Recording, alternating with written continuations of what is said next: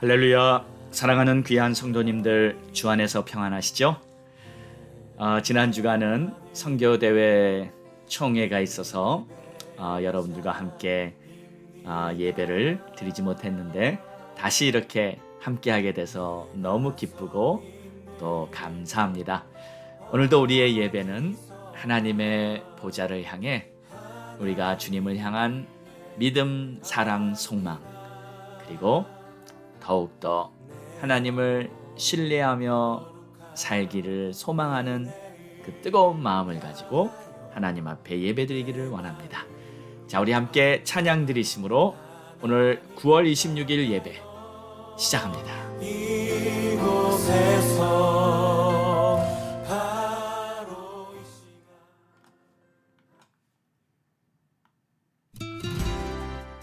아무것도 두려워 말라. 우리 주님이 말씀하십니다. 우리 하나님 항상 함께 하십니다. 어떤 상황에도 우리 하나님의 손은 우리를 놓고 있지 않습니다. 할렐루야. 아무것도 두려워 말라. 주 나의 하나님이 지켜주시네. 놀라지 마라, 겁내지 마라. 주님 나를 지켜주시네. 아무것도 두려워 말라. 주 나의 하나님이 지켜주시네. 놀라지 마라, 겁내지 마라. 주님 나를 지켜주시네. 내 맘이 힘에 겨워 지칠지라도 주님 나를 지켜주시네. 세상의 험한 풍파 몰아칠 때도 주님 나를 지켜주시네.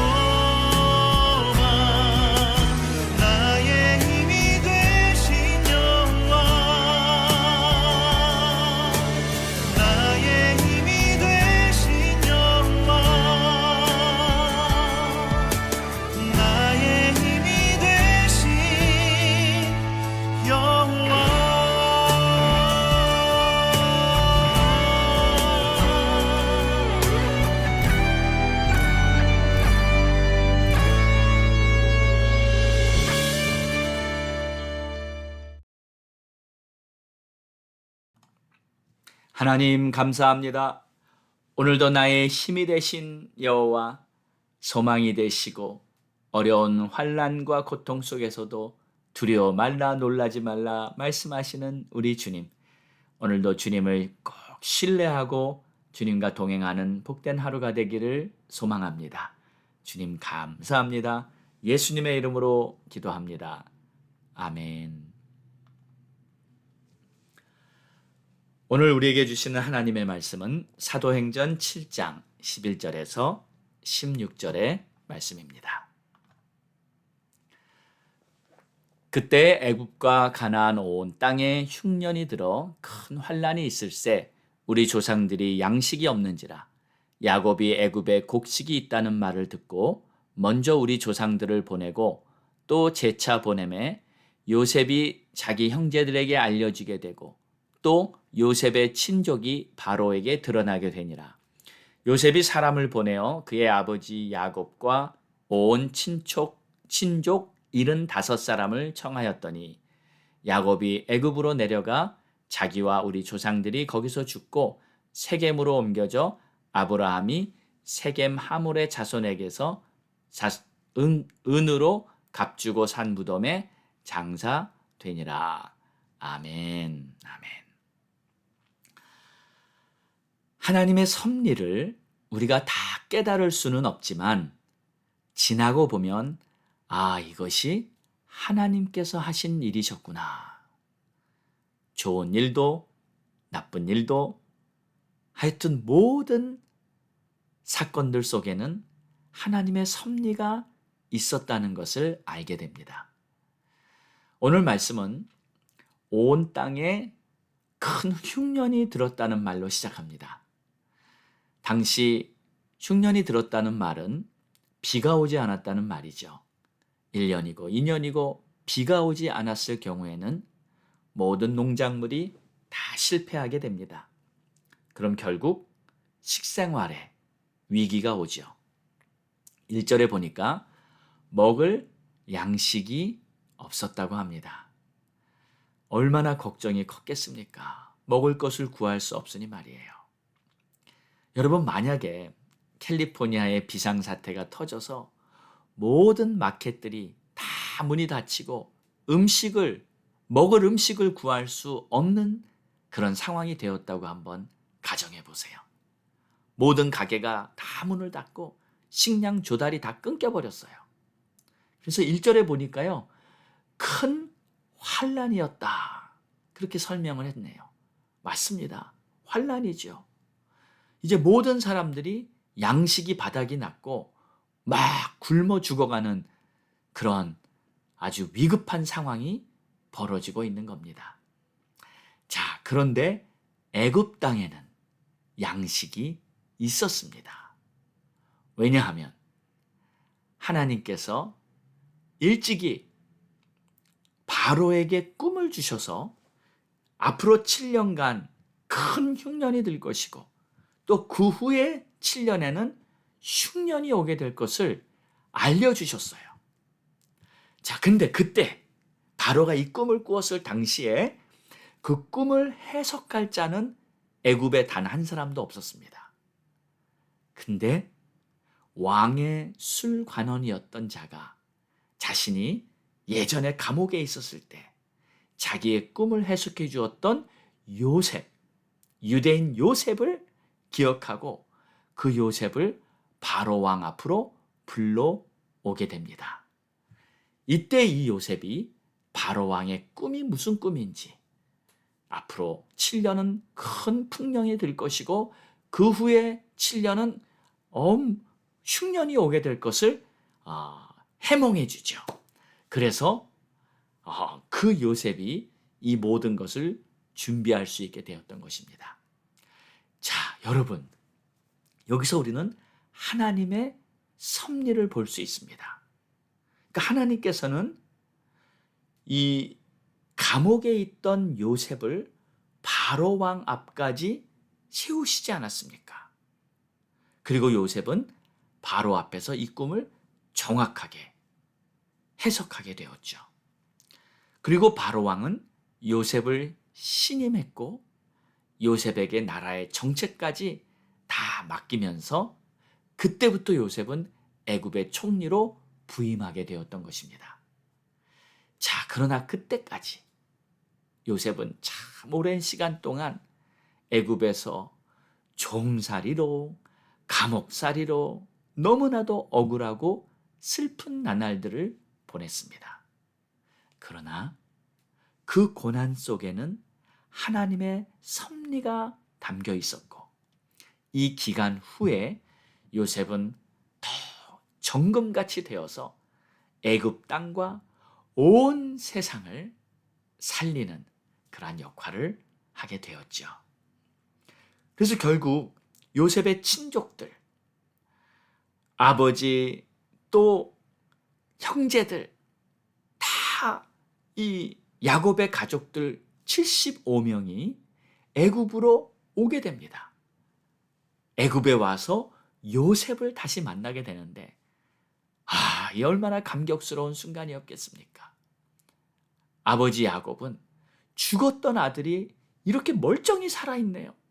그리고 애굽의 총리가 되어 있네요. 정말 믿기지 않는 그러한 일이지만 엄연한 사실이에요. 반면에 요셉을 팔았던 형들은 요셉의 앞에서 얼마나 미안하고요. 또 그 죄악을 어떻게 속죄할 수 있겠습니까? 요셉 정말 미안하다, 미안하다. 그때 우리가 제정신이 아니었어. 형들을 용서해다오. 정말 할 말이 없었을 거예요. 그러나 요셉은 형들에게 이렇게 말했습니다. 형님들이 나를 이곳에 팔았다고 자책하지 마세요. 근심하지 마세요. 나를 이곳에 보낸 이는 바로 하나님이십니다. 요셉은요, 자신이 애굽에 오게 된 것이 형들이 종으로 팔아넘긴 것이 아니라 하나님께서 나를 애굽에 보내신 것이라고 깨달은 것입니다. 여러분, 정말 그럴까요? 그냥 요셉이 이렇게 말을 한 걸까요? 정말 그것을 깨달은 것일까요? 자, 보십시오. 정말입니다. 하나님이 이 요셉을 애굽에 보낸 것이었어요. 사실 당시 요셉의 형들은 요셉을 이 구덩이를 파고 죽이려고까지 생각했습니다. 그런데 마침 그때 누가 그 곁을 지나갔나요? 애굽의 상인이 바로 그 시간에 바로 그 장소를 지나갔습니다. 자, 그렇다면 누가 그 상인을 그곳으로 보냈을까요? 하나님이 아니시겠습니까? 이건 우연이 아닙니다. 요셉은 다 지나고 보니까 이것이 깨달아진 거예요. 비록 형들은 나를 해치려 했지만 하나님께서는 나를 애굽으로 인도하신 것입니다. 그리고 또 한 가지요. 이 요셉은 형들에게 당한 일 때문에 원한을 품거나 상처받았다고 쓴뿌리를 가지지 않았습니다. 사실 얼마나 마음이 아팠겠습니까? 얼마나 원통했겠습니까? 아니, 친형들이 어떻게 나를 이렇게 할 수 있을까? 그리고 애굽에서요, 얼마나 고생이 많았습니까? 사실 우리가 고생하고 너무 억울하고 힘든 상황에 있으면 환경을 탓하고 원망하기 쉽습니다. 나를 이렇게 만든 그 사람을 원망하기 쉽습니다. 요셉은 억울한 일을 한두 번 겪은 게 아니죠. 그러나 요셉은요, 어떻게 이 형들을 다 용서하고 이 천사처럼, 아니 예수님처럼 자비와 용서를 다 베풀 수 있었을까요? 그 비결이 있다면 요셉은 하나님의 섭리를 깨달았기 때문이에요. 합력하여 반드시 선을 이루시는 하나님.